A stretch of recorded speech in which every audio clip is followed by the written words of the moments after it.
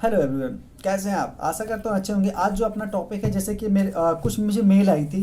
सुबह जब मैं मेल चेक कर रहा था तो कई लोगों का मेल आया था। उनके कई सारे ऐसे सवाल थे जिसके बारे में मैंने सोचा, वीडियो बनाने के लिए सोच रहा था, बट उस समय थोड़ा काफ़ी समय क्या कहते हैं, कीमती समय से मैंने थोड़ा सा समय निकाला। सोचा उन लोगों को क्यों ना वो चीज़ बताई जाए। एक्चुअली कुछ लोगों का था जो चेक से रिलेटेड मामला था, एनआई एक्ट से रिलेटेड था।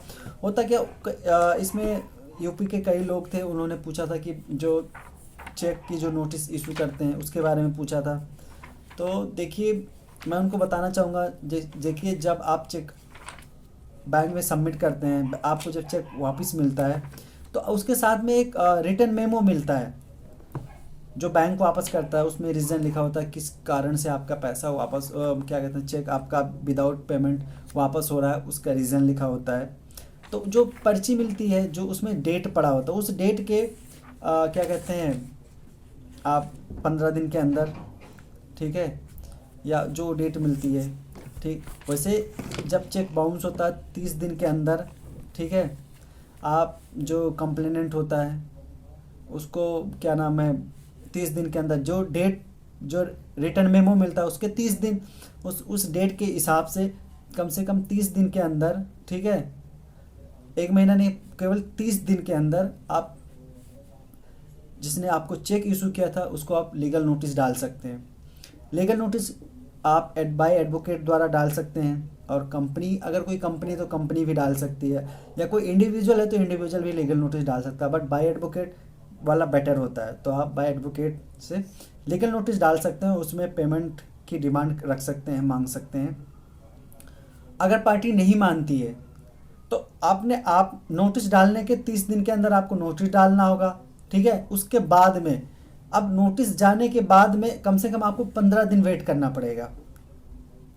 जब तक नोटिस, ऐसा नहीं है कि नोटिस करने के बाद में आप 15, मतलब क्या कहते हैं, और उसके बाद उधर नोटिस किया नहीं, उसके दूसरे तीसरे दिन फिर जाकर आप केस फाइल कर दें, ऐसा नहीं है। आप नोटिस करने के बाद में कम से कम आप 15 दिन वेट करेंगे। 15 दिन वेट करने के बाद में हो सकता है वो उसका जवाब दे लीगल नोटिस का, हो सकता है वो पेमेंट करे। तो ये चीज़ आपको इंतज़ार करना पड़ेगा। उसके बाद अगर आप देखते हैं कोई प्रक्रिया नहीं होती है, कोई प्रतिक्रिया नहीं होती है, तो आप उसके अगेंस्ट लीगल एक्शन ले सकते हैं। आप वहाँ पे केस फाइल कर सकते हैं, रिटर्न केस फाइल कर सकते हैं कोर्ट में।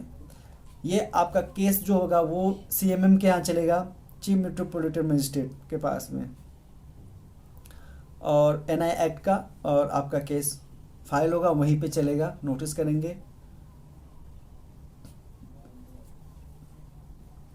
लेकिन याद रहे, जब कभी भी आप नोटिस करेंगे तो कम से कम आप ज़्यादा, जो भी आपका समय होगा 30 दिन के अंदर आपको नोटिस करना होता है। ये चीज़ खास तौर पर ध्यान, जनरली होता क्या है, मैक्सिमम मामलों में लोग क्या करते हैं, यही गलती करते हैं। नोटिस कब डालना है लोगों को पता नहीं होता है। जो टाइम कभी कभी निकल जाता है, उसके बाद नोटिस डालते हैं, उसके बाद नोटिस नहीं, उसके बाद क्या कहते हैं, आप सीधे केस कर सकते हैं। नोटिस डालने के बाद में फिर आप 15 दिन का टाइम देंगे। एक बार दोबारा रिपीट करता हूँ ताकि आप भूलें ना, ठीक है। 15 दिन का जो टाइम होता है, फिर आप उनको क्या कहते हैं, 15 दिन का टाइम देंगे। 15 दिन का टाइम देने के बाद में जब पार्टी की कोई प्रतिक्रिया नहीं नज़र आती है, तो या कुछ क्रिया प्रतिक्रिया नहीं होती है, तो आप 15 दिन के बाद फिर आप केस फाइल कर सकते हैं। लेकिन तकरीबन आपको 15 दिन लीगल नोटिस डालने के बाद में आपको इंतज़ार करना पड़ेगा। उसके बाद में फिर आपका प्रोसेस होगा, पार्टी आती है, कोर्ट में पेश होगी। कोर्ट में पेश होने के बाद में फिर आप चार्ज फ्रेम होगा, बहुत सारी प्रोसेस होता है, तो वो चीज़ें, प्रक्रिया बाद में चलती है। तो आशा करता हूँ आप लोग समझ गए होंगे। मैं आपका दोस्त एडवोकेट तुलसीराम सिंह हूँ, और अगर आपका भी कोई लीगल टॉपिक से रिलेटेड कोई क्वेश्चन है, सवाल है, तो आप मुझे कमेंट कर सकते हैं, मेल कर सकते हैं। मैं फिर मिलूँगा एक नई वीडियो के साथ, तब तक के लिए जय हिंद।